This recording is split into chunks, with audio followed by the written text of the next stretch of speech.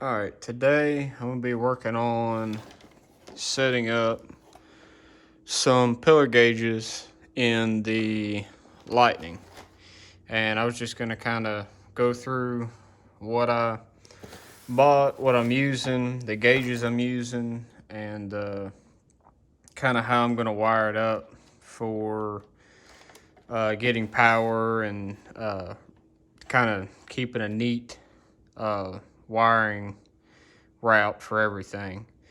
The gauges I went with Prosport gauges. The top one, it's a little glared. The top one is fuel pressure gauge, boost gauge, mechanical boost gauge, and wideband gauge. The boost gauge is mechanical. It just runs off this vacuum line. The fuel pressure gauge comes with a sending unit here that just screws into the fuel rail. I'm not for sure. This kind of looks bigger than what my fuel rail holds, but I'm not sure. I may have to get some kind of adapter to screw down into it. And it's just got your ground and basically cinder wire that goes to the gauge. I think I'm just going to try to ground this off the ground on the motor because the ground strap actually runs right beside this fuel rail. So I may just see if I can ground it there instead of running both wires all the way there. The wideband is they send you a Bosch O2 sensor. They also send you a weld-in bung and plug and brackets and everything. They send you brackets for all the gauges. And so if you don't end up buying a pillar gauge, you can always mount them to the dash or whatever. The wideband also has a Yugo box or Yugo wire. I don't know. It's to data log it. And so it'll run from the gauge to this box, and then this box splits out into another. This wiring harness goes to the O2 sensor, and then I don't know where that other one is that goes to the actual hooking up power and everything. Everything's pretty simple. Oh, and the pillar gauge I'm running is just a glow shift, the plastic. It doesn't seem too bad.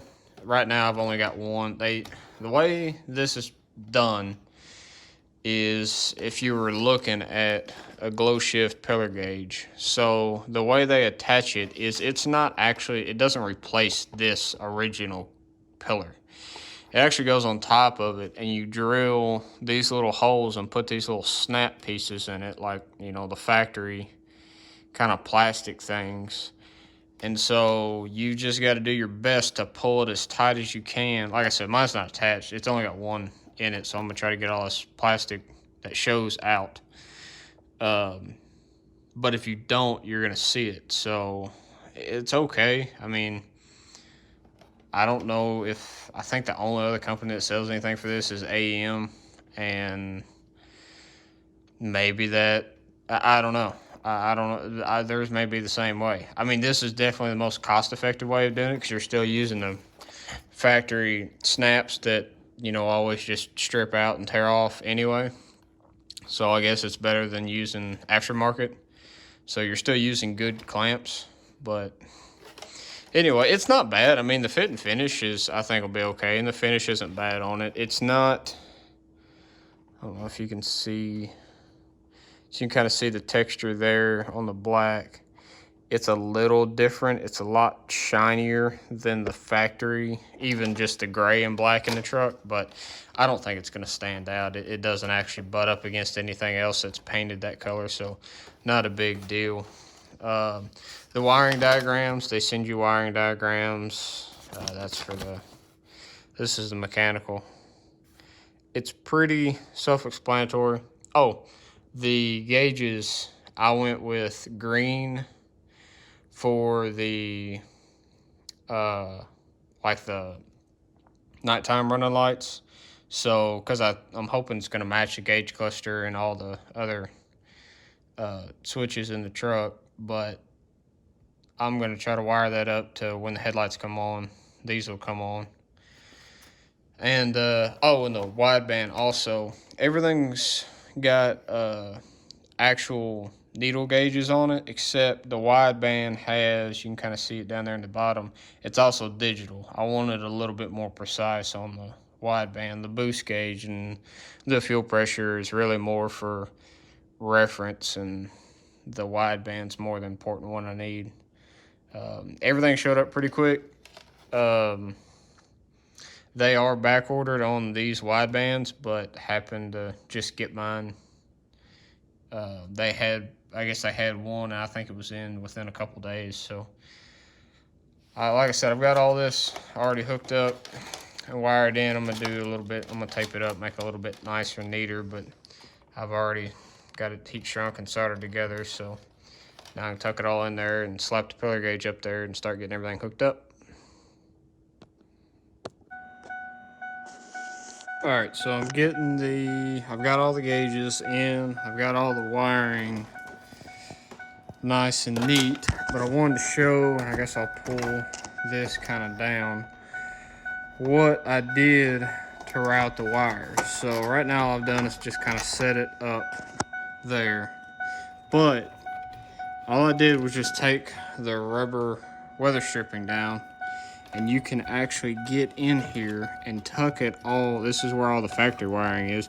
You can tuck it all back in here and then run it down to the fuse panel or wherever you need to go. And all I've done is just taken some, I've been using this, I don't know where it went. Anyway, it's called Tessa tape. There it is. It's called Tessa tape.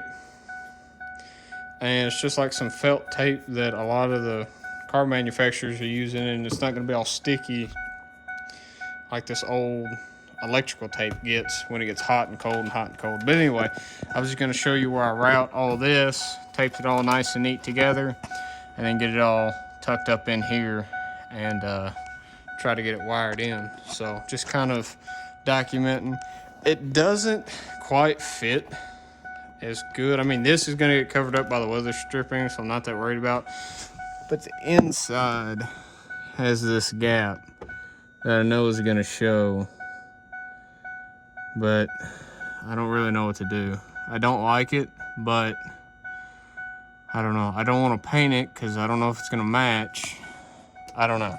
I hadn't got that far. I'm probably going to get it in and then look at it there, but it's okay, but it's just not perfect. But I'll do a little bit more work and try to get there. All right, so I don't feel any closer than where I was at before. I've got more wires hanging out. And if you've got, or you're going to put in one of these stupid kill switches, just don't. Just look out for the next guy and then just don't. Because I've got to messing with it, and as far as I can tell, it looks like they just spliced the wire that starts the truck, and then you put this box in. It's got a ground here. It's got this thing here, and I don't know. I'm trying to get it out now. It's in the way. And I'm not going to blame Prosport for it, but they have, well, where's it at? I don't even see it. Anyway, the little plastic fitting that goes on the back of the, or for the boost gauge, doesn't fit. It's the tube's not big enough. So now I've got to try to stretch it over this to get it back on to there, because like I said, the factory stuff's fine. It fits on their T, but the tube that Prosport sent for the mechanical boost gauge is too small. It doesn't fit on it. So anyway, that's kind of where I'm at now. This door dinger, I tried to do the little trick. They're like, oh, just take the tumbler out of the key. It'll be fine. There's a little tab in there. Just remove it. Well, as you can tell, it still dings. So I'm not getting anywhere. So hopefully I can come back with more good news, because this is getting irritating, all of it. But anyway. All right, so I've gotten kind of sidetracked again on doing the pods. And so this is the box. If you've got it in the truck, you'll see this little thing sticking out somewhere. Supposedly that right there comes out. You gotta plug some, I don't know how it works. The guy, when I bought the truck, was like, yeah, he said it's some kind of kill switch, a factory forward kill switch that, you know, they got put in. Well, I'm gonna say that that's not true. What I'm hoping for is I didn't just brick the truck when I took it out, because as you can hear, the dinging went out and the lights went off. So I don't know. The key's in it. Lights come back on, dinger's back on, and what I did, as you can see, I just jumped the wire over with this big wire, and hopefully the truck starts.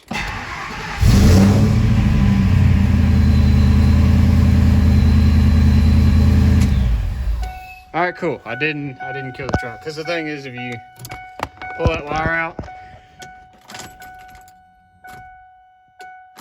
nothing happens. So it is a red wire. Well, you can't see it. It's a red wire with a blue stripe on it. It's a thick wire. It's just as thick as these here. And so if you've done that, don't panic. You can get it out if you don't want it in. I didn't like it in because if something ever happens to that box and you're out somewhere, then what do you do? Now you're just dead in the water, because it's not like, I mean, it's a China brand box. Just don't trust it. So anyway, so this is out. I'm gonna splice those wires together and get back to throwing the gauge pods in. So that's where we're at. All right, so I'm gonna go over the wiring in here and how I set it all up. Right now, I've just used, well, probably for the time being, I just used add a fuse to these. And so this fuse here is your headlight switch. So if your gauges will actually switch to kind of a dim and bright mode, you'll use this for that.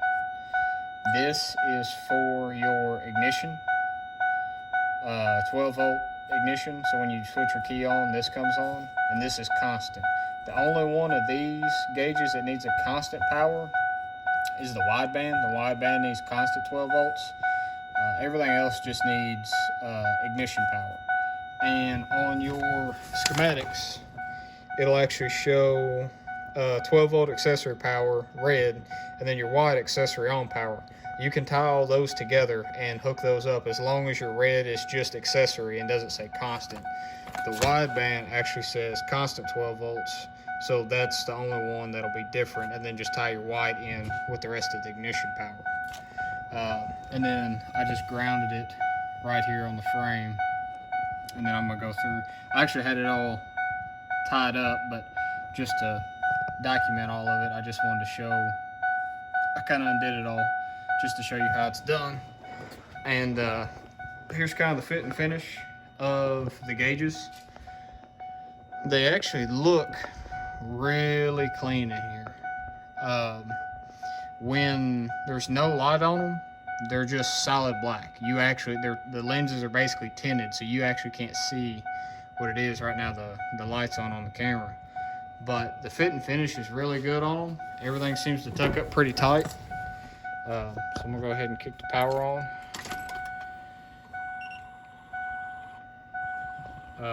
Okay, so now that the headlights are on, you can see the green. And then when you turn your headlights off, it'll all be white. They're super clear and crisp. Really like the way they look. And the wideband's freaking out because it's not calibrated and hooked up yet. And the fuel pressure is not hooked up either. The only thing that hooks up is the boost gauge. I'm waiting on a fuel rail fitting to finish up the fuel pressure, and I got to get the plug out of the header to try to get the wideband in. So I haven't got it all hooked up yet, but I just want to kind of finish this up with everything hooked up and wired in, and kind of show you how it all looks. It is if you're going with Prosport, you're going to do green to kind of match the gauges, which right now the gauges look just white, but the headlights are on. It is definitely two different colors, but I think it'll be fine. And really, if I get tired of it, I can just pull the fuse on the gauges and just run white all the time. But depends on how bright it is at night running around. It doesn't seem like it's going to be, and I really am kind of digging the white. It's just super crisp and clean. I like the little shields on them, but I'll have to get it out and drive it around at night and during the daytime to see how they really look, if they reflect at all, or if you can kind of see your reflection in them at night, or not at night, but just when you turn them off. Like I said, they're tinted and they're basically solid black when you turn the lights out. The lenses are tinted, so you actually can't see them. Since the light's on, you can see them. But anyway, so that's kind of the setup and installation on the Prosport gauges and glow shift pillar gauge. Like I said, I think the fit and finish is pretty good on it. I can't complain. You can see a little bit there, and then just a little bit on this edge here, but I may pull it all apart later down the road and paint it all anyway, so I'm not super worried about it. You can't see it from the outside very well, so that's all that matters. But I'm excited to get everything hooked up and drive it around and get the wideband hooked up, see where we're really at. But it looks so good. So anyway, so that'll be the end of this video, and I'll try to get everything hooked up and we'll go from there.